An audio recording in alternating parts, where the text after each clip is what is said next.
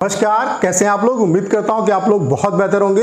SSC CGL 2024 वाले जो aspirant हैं उनके लिए एक गुड न्यूज़ है और एक बैड न्यूज़ है। आपके लिए गुड न्यूज़ क्या है कि आपकी जो एग्ज़ाम डेट है वो आपकी आउट हो चुकी है।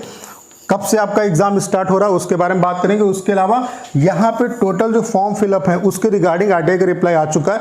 मैंने आरटीआई लगाई थी टोटल फॉर्म फिलअप और वैकेंसीज के रिगार्डिंग की ओवरऑल कितने फॉर्म पड़े हैं इस बार। उसके अलावा कैटेगरी वाइज वैकेंसी का डाटा क्या है, ओवरऑल डिपार्टमेंट वाइज जो वैकेंसी का ब्रेकअप है उसके रिगार्डिंग भी हमने आरटीआई फाइल की थी, तो उसका रिप्लाई आ चुका है, तो वो मैं आपको दिखाने वाला हूँ। उसके अलावा इस बार जो फॉर्म आपके फिलअप हुए हैं वो लास्ट ईयर की कंपेरिजन में कहीं ज़्यादा है, तो इसका क्या कुछ इंपैक्ट आपकी कट ऑफ पे पड़ सकता है। उसके अलावा पर सीट कंपटीशन क्या रह सकता है, एक्चुअल कंपटीशन कितने एस्पिरेंट के बीच में होने वाला है। उसके अलावा आपके लिए सेफ टारगेट स्कोर क्या रह सकता है। इन सब पॉइंट पे सिंगल वीडियो में हम लोग बात करने वाले हैं, तो ये वीडियो आप सभी के लिए बहुत ज़्यादा हेल्पफुल होने वाला है। तो चलिए स्टार्ट करते हैं। सबसे पहले आप लोग देख पा रहे होंगे ये आरटीआई जो थी वो मैंने फाइल की थी। यहाँ पे आप मेरा नाम पढ़ सकते हैं। 28 तारीख को ये आरटीआई फाइल की गई थी। यहाँ पे 8 अगस्त को इसका रिप्लाई आ चुका है। आप देख सकते हैं सीजीएल 2024 में जो फॉर्म आपके पड़े हैं वो 36,73,453 फॉर्म पड़े हैं इस बार। उसके अलावा एमटीएस 2024 में भी मैंने पूछा था कि कितने फॉर्म आपके फिलअप हुए हैं, उसका भी डाटा मांगा था, तो यहाँ पे 57,44,713 इस बार आपके फॉर्म पड़े हैं। काफ़ी ज़्यादा फॉर्म पड़े हैं, ठीक है। उसके अलावा वैकेंसी के रिगार्डिंग भी हमने डाटा मांगा था, तो वैकेंसी के रिगार्डिंग इन्होंने ये रिप्लाई दिया है। हमने एमटीएस की वैकेंसी का डाटा मांगा था और सीजीएल की वैकेंसी का डाटा मांगा था, तो यहाँ पे इन्होंने रिप्लाई दिया है कि category wise application form is maintained by this CPIO, यानी कि जो कैटेगरी वाइज डाटा है वो इनके द्वारा प्रिपेयर किया जा रहा है। उसके अलावा for vacancy this is being transfer to another CPIO, यानी कि वैकेंसी के रिगार्डिंग जो डिटेल है उसके लिए इन्होंने अनदर सीपीआईओ को ये जो रिक्वेस्ट है उसको ट्रांसफर कर दिया है। जैसे ही उसका रिप्लाई आएगा मैं वीडियो बना के आपको इन्फॉर्म करूंगा। लास्ट ईयर का जो डाटा है वो मैं आपको दिखा देता हूं। पिछले 5 साल का ये डाटा आप देख सकते हैं। जैसे 2023 में आप देख सकते हैं यहाँ पे 24 लाख लगभग 25 लाख आपके फॉर्म पड़े थे। उसके अलावा सीजीएल 2022 की बात करें जहाँ पे सबसे मैक्सिमम वैकेंसी थी 36,000 प्लस आपकी वैकेंसी थी। ये जब नोटिफिकेशन आया था तब ये वैकेंसी बताई गई थी, बाद में 36,000 थी, उसके बाद भी फिर आपकी घट गई थी वैकेंसी, ठीक है। तो यहां पर भी आप देख सकते हैं कि 35 लाख के आसपास फॉर्म पड़े और इस बार ये जो डाटा है वो कहां पहुंच गया आप देख सकते हैं 36 लाख प्लस आपका ये डाटा पहुंच चुका है। उसके अलावा आप देख सकते हैं 2021 में आपके जो फॉर्म पड़े थे वो 21 लाख के आसपास पड़े थे। सीजीएल 2020 की अगर हम बात करें तो यहाँ पे 22 लाख के आसपास फॉर्म पड़े थे। सीजीएल 2019 की अगर हम बात करें तो यहाँ पे भी लगभग 21.5 लाख फॉर्म पड़े थे। सीजीएल 2018 की बात करें तो 25.87 यानी कि 26 लाख के आसपास आपके फॉर्म पड़े थे।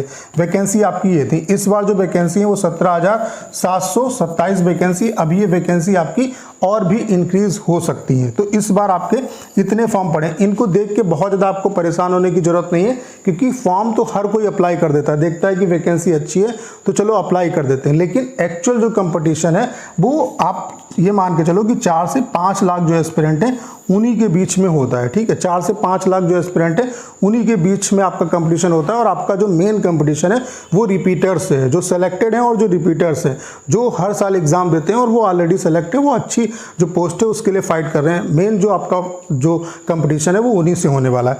अब यहाँ पे अटेंडेंस की अगर हम बात करें तो लास्ट ईयर का अगर डाटा, चूंकि अभी एग्जाम नहीं हुआ है लेकिन ओवरऑल एक मैं रफली आपको आइडिया देता हूँ। सीजीएल 2023 में आपकी 49.95% अटेंडेंस रही थी। सीजीएल 2022 में आपकी 48.18% अटेंडेंस रही थी।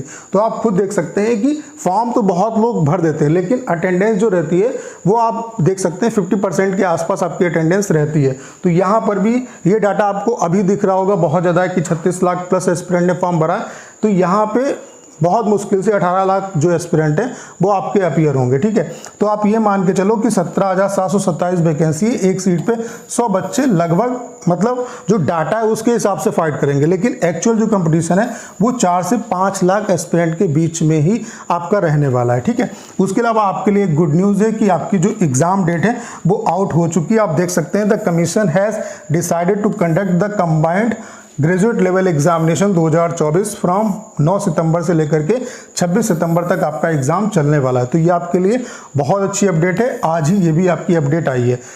इससे पहले कल ही मैंने आपको बताया था कि इस डेट पे भी आपका एग्ज़ाम, आप ये मान के चलो कि इस 9 से 24 वाली जो डेट आपकी वायरल हो रही थी, मैंने आपको बताया था कि आप इसी डेट से मान के चलो कि इसी डेट से आपका एग्ज़ाम होगा।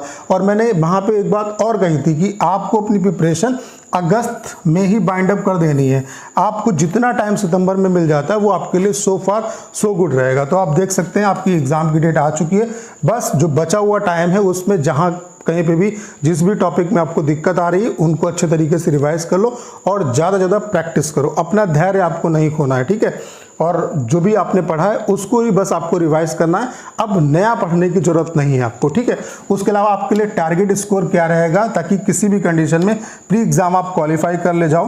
तो यूआर कैटेगरी से अगर आप हैं तो 140 का टारगेट लेके चलो, इजीली प्री एग्जाम क्वालिफाई हो जाएगा। ओबीसी और ईडब्ल्यूएस वाले जो एस्पिरेंट हैं वो 135 का टारगेट लेके चलो, इजीली आपका जो टियर 1 एग्जाम है वो क्वालिफाई हो जाएगा। एससी कैटेगरी वाले जो बच्चे हैं वो 120 का टारगेट लेके चल सकते हैं।